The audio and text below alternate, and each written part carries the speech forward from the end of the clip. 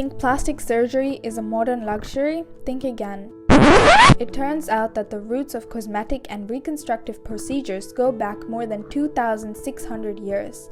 It's a common misconception that plastic in plastic surgery refers to an artificial material, when it actually derives from the Greek word plastikos, meaning to mold or to give form. Picture this: ancient India, the astonishing world of Sushruta, where scalpels were his paintbrushes and the human body his masterpiece. But what fueled Sushruta's surgical revolution? And how did he pull off these jaw-dropping medical inventions? And why does this all matter? These are just some of the questions that I will answer in today's video.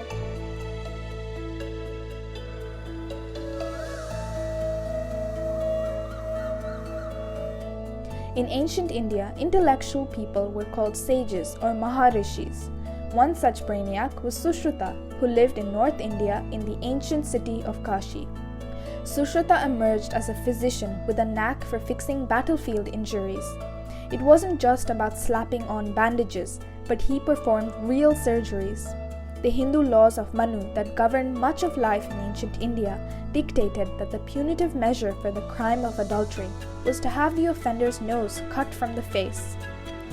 It is in the Sushruta Samhita that a procedure for repairing such damage is discussed, and this represents the equivalent of a modern free flap used in reconstructive nose surgery. Sushruta writes, "The portion of the nose to be covered should be first measured with a leaf, then a piece of skin of the required size should be dissected from the living skin of the cheek and turned back to cover the nose." Now, rhinoplasty, shaping and reconstructing noses. This all sounds pretty modern, right? Well, not if you're Saint Sushruta. He was reshaping noses like it was an art form. Sushruta introduced rhinoplasty, a nose surgery that would likely make today's cosmetic surgeons nod in approval. In fact, even today, this technique is known as the Indian flap. Sushruta knew the nose like the back of his hand, or should I say, the tip of his scalpel. But there's more. He ventured into the world of eye surgery, becoming the first cataract surgeon of his time. The operation involves swapping out the cloudy natural lens of the eye with a new artificial lens. This surgical procedure is notoriously difficult and requires immense concentration. Was it really being conducted 2,600 years ago? Well, cataracts were and are still the most common in Southeast Asia, so it is highly plausible that Sushruta was performing surgeries to cure it. And that's how an ancient Indian sage became the father of all surgery.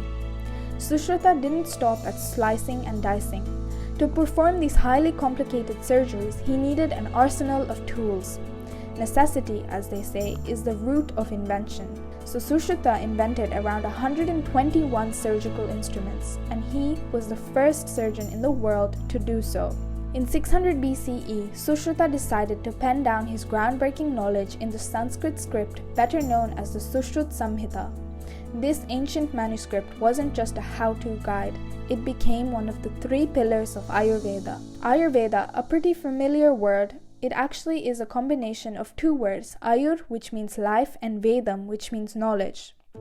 A very general perception about Ayurveda is that it's all about treating with some leaves and roots and whatnot, but in reality it is a lot deeper than what it appears to be. The Rig Veda and Atharva Veda are the earliest documented ancient Indian knowledge, and they have references on health and diseases. These texts are most famous and are still consulted by medical practitioners today. We encounter intriguing objects like the Tayatu, which translates to cut from the mother. This remarkable artifact is a stem cell preservation vial that has been worn around the waist of Hindu children.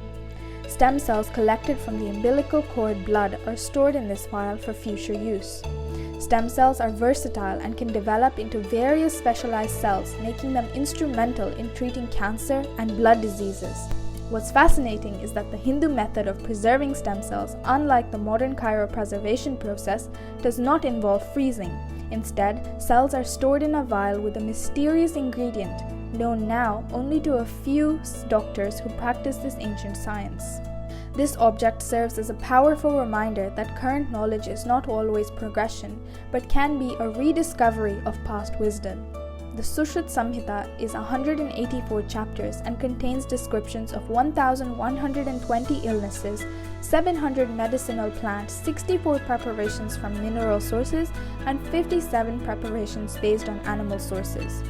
The Sushruta Samhita started to spread across the globe in 800 AD in the form of an Arab translation. At the beginning of the 19th century, Hessler translated Sanskrit script into Latin and Müller in Germany.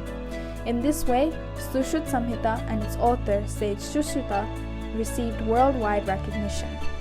The integration of spiritual practices like yoga and Ayurveda into healthcare traditions offers a holistic approach. Research suggests that spirituality positively influences mental and physical health, presenting an alternative to conventional healthcare models that simply focus on reactive care. Reactive care focuses on addressing health issues and medical conditions after they have already occurred. This tends to be delivered when there are specific symptoms or diseases or emergencies present. Instead, to Sushruta, health was not only a state of physical well-being, but also mental, brought about and preserved by the maintenance of balanced hormones, good nutrition, proper elimination of wastes, and a pleasant and contented state of body and mind. The shift towards a proactive care is important, as it is driven by the desire to improve outcomes, enhance quality of life, and create a more sustainable and efficient health and social care system. So if we were to compare Sushruta's surgeries to today's world of sterilized environments and robotic surgeries, how would he perform? Surprisingly well. Sure, now we've got shiny tools and modern technology, but at its core, surgery is still about precision, understanding anatomy, and bringing innovation to the table, something Sushruta had mastered ages ago. In essence, Sushruta's contributions were way ahead of his time. His techniques, based in ancient Indian wisdom, were surprisingly sophisticated. If Sushruta were to time travel to today, he'd probably find our surgical theaters a bit flashy, but he'd also likely recognize the essence of his contributions in modern surgical practices.